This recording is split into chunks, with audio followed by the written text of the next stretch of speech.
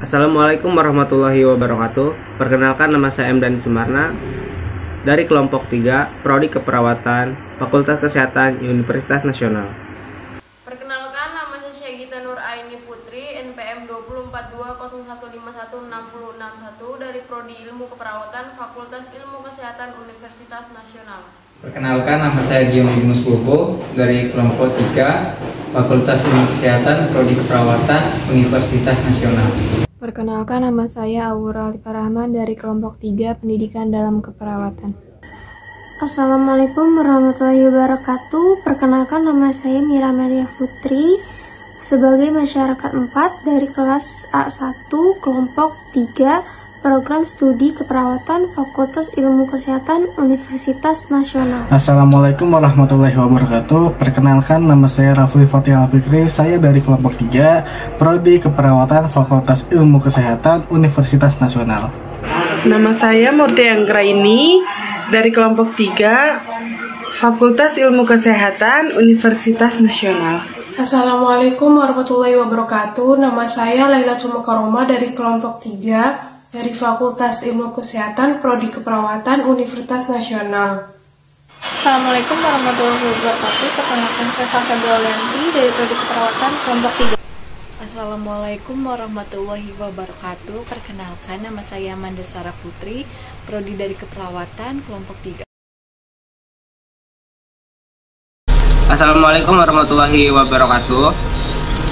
Perkenalkan, nama saya M. Dani Sumarna. Bagaimana kabarnya teman-teman? Baik, Kak. Baik, Kak. Oke, alhamdulillah ya. Di sini kami akan menjelaskan edukasi kesehatan masyarakat mengenai PHBS di sekolah dan langkah-langkah mencuci tangan yang baik dan benar di lingkungan sekolah. Sebelumnya, apakah kalian tahu apa itu yang disebut dengan PHBS? Perilaku hidup bersih dan sehat, Kak. Menerapkan kebiasaan-kebiasaan sehat, Kak. Oke, semuanya benar ya. Jadi yang disebut dengan PHBS adalah upaya untuk memperkuat budaya seseorang, kelompok maupun masyarakat agar peduli dan mengutamakan kesehatan untuk mewujudkan kehidupan yang lebih berkualitas. Nah, PHBS merupakan perilaku yang harus dipraktekkan secara terus-menerus agar menjadi pola kebiasaan. Jadi, berperilaku hidup bersih dan sehat harus dilakukan dimanapun kita berada ya. Nah, seperti yang Kak dari jelaskan tadi, bahwa menjaga kebersihan itu sangat penting. Lalu, pentingnya PHBS di sekolah apa sih teman-teman? Ada yang tahu? Kurang tahu, Kak. Kurang tahu ya. Nah, jadi PHBS itu merupakan perilaku yang penting di berbagai ruang lingkup termasuk di sekolah. PHBS juga memiliki tujuan. Salah satunya untuk meningkatkan kualitas individu dan masyarakat yang terlibat dalam setiap tatanan dengan sekolah yang sehat dan anggota komunitas tingkat sekolah yang berperilaku hidup bersih dan sehat, maka kita dapat mencegah sekolah menjadi sumber penularan berbagai penyakit-penyakit. Oke, Kak. Oke, karena kita sudah mengetahui pentingnya PHBS itu apa, selanjutnya kita akan membahas manfaat PHBS di sekolah. Apa sih manfaatnya? Yuk kita simak lebih lanjut penjelasan berikut. Nah, teman-teman, di sini ada pun manfaat-manfaat dari PHBS, yaitu dapat menciptakan lingkungan yang bersih dan sehat, dapat meningkatkan kenyamanan dalam proses belajar dan mengajar. Para siswa, guru, hingga masyarakat, sekolah menjadi sehat, dapat terhindar dari berbagai macam penyakit, produktivitas meningkat, serta berat badan menjadi terjaga. Selanjutnya, ada informasi yang perlu adik-adik diketahui mengenai 8 indikator. Indikator PHBS di tatanan sekolah. Yang pertama, mencuci tangan dengan air bersih, mengalir, dan menggunakan sabun. Yang kedua, mengkonsumsi makanan yang sehat. Yang ketiga, menggunakan jamban yang bersih. Yang keempat, olahraga yang teratur. Kelima, memberantas jentik nyamuk. Keenam, tidak merokok. Ketujuh, menimbang berat dan mengukur tinggi badan secara teratur. Dan yang terakhir, kedelapan, membuang sampah pada tempatnya.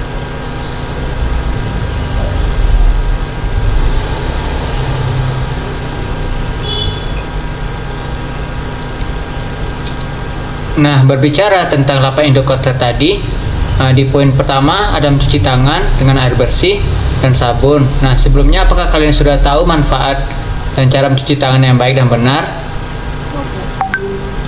Dari bakteri dan kuman. Biar bersih dan sehat. Oke adik-adik, semua jawabannya betul ya. Nah, dengan mencuci tangan ini dan menggunakan air bersih mengalir dan sabun bisa menghilangkan baik itu kuman, bakteri maupun virus yang hinggap pada saat kita beraktivitas. Nah, sebab tanpa disadari kita saling menyentuh wajah dan bagian anggota tubuh yang lainnya. Nah, dengan mencuci tangan kita bisa menghilangkan virus maupun bakteri yang masuk lewat mata, hidung ataupun mulut.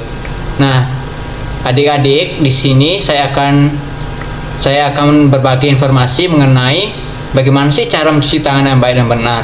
Nah, di sini ada 6 langkah cuci tangan yang benar. Yang pertama yaitu ada gosok kedua telapak tangan.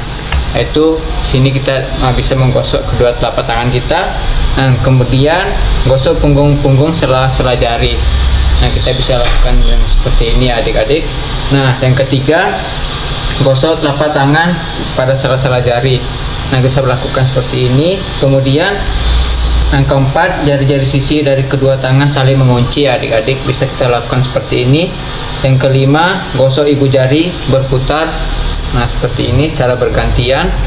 Kemudian yang keenam, gosok dengan memutar ujung jari-jari tangan kanan, nah seperti ini, dan juga secara bergantian ya. Baik, untuk selanjutnya, setelah mencuci tangan dengan langkah yang benar, maka selanjutnya itu mengkonsumsi makanan yang sehat. Contohnya seperti apa?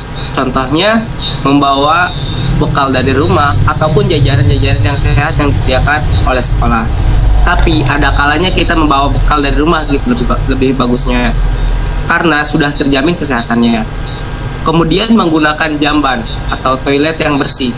Misalnya menyiram setelah buang air kecil maupun buang air besar, mencuci tangan setelah dari toilet tersebut guna mencegah terjadinya penyebaran penyakit dan infeksi seperti diare, sembelit, keracunan makanan, dan masih banyak lagi.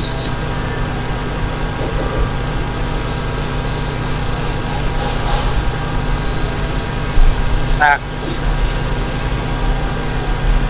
kemudian ada berolahraga teratur. Kenapa sih kita tuh harus menerapkan olahraga teratur kan di sekolah? Tugasnya belajar. Ada yang tahu nggak sebelumnya? Karena selain buat menyehatkan dan menyegarkan, tubuh juga bisa merelaksasikan otak, Kak, agar materi pembelajaran di sekolah lebih efektif. Nah, benar. Jadi fungsi dari olahraga secara teratur ini berkaitan dengan fisik dan jasmani, berkaitan dengan kesehatan jiwa. Pada saat berolahraga, tubuh juga mengeluarkan zat endorfin yang membuat rasa bahagia. Dengan ini, anak akan lebih bersemangat dalam menjalani pelajaran lain di sekolah dan kehidupan sehari-hari. Dengan berolahraga, juga di sekolah mampu melatih kemampuan sosial. Untuk menerapkannya gimana caranya, Kak? Nah, oke adik-adik, nah kan kita biasanya berada di sekolah sering sekali menerapkan kegiatan olahraga secara rutin. Nah, misalnya pada hari Sabtu mengadakan senam aerobik secara bersama-sama di lapangan, dan juga pastinya di sekolah ada kegiatan mengikuti pelajaran kesehatan jasmani pada setiap kelasnya begitu. Nah, selanjutnya juga kita harus memberantas jentik nyamuk, menerapkannya dengan mengadakan kegiatan 3M dan juga melakukan kegiatan pemantauan jentik nyamuk secara rutin seminggu sekali, serta membuat catatan dan serta membuat laporan hasil pemantauan jentik di sekolah. Pada anak sekolah juga dilarang merokok karena pada kandungan rokok yang mampu merusak organ tubuh, terutama kerusakan pada otak dan saluran pernapasan. Pada sekolah juga wajib memperhatikan perkembangan berat dan tinggi badan siswanya. Semisal pada tiap bulannya dilakukan secara rutin pengukuran berat dan tinggi badan peserta didiknya, guna mengetahui perkembangan pada si anak. Dan yang terakhir yaitu membuang sampah pada tempatnya.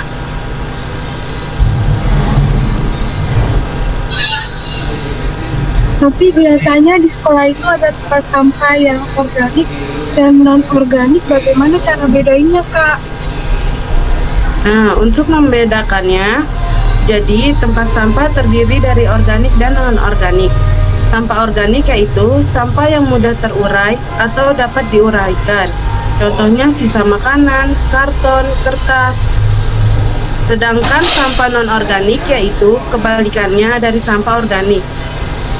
Tidak bisa atau bahkan tidak dapat diuraikan. Contohnya kaleng aluminium, styrofoam, kertas kaca, logam, kaca, kemasan plastik. Penggolongan sampah ini dengan menerapkan 3R, yaitu reuse atau penggunaan kembali, dengan menggunakan sampah-sampah tertentu yang masih memungkinkan untuk dipakai. Yang kedua yaitu ada reduce atau pengurangan, yaitu berusaha untuk mengurangi segala sesuatu yang dapat menimbulkan sampah serta mengurangi sampah-sampah yang udah ada. Dan yang terakhir ada recycle atau daur ulang, menggunakan sampah-sampah tertentu untuk diolah kembali menjadi barang yang lebih berguna.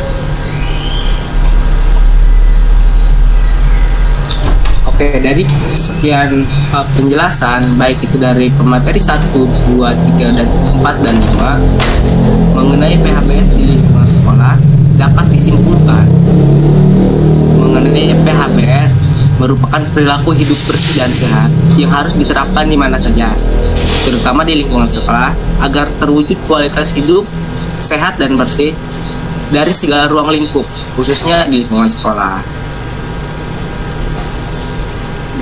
Sekian pembahasan dari kami mengenai PHBS di lingkungan sekolah. Terima kasih atas partisipasi kalian dan waktu kalian. Mohon maaf kalau ada salah kata. Assalamualaikum warahmatullahi wabarakatuh. Waalaikumsalam warahmatullahi wabarakatuh. Makasih, Kak. Sama-sama. Sama-sama.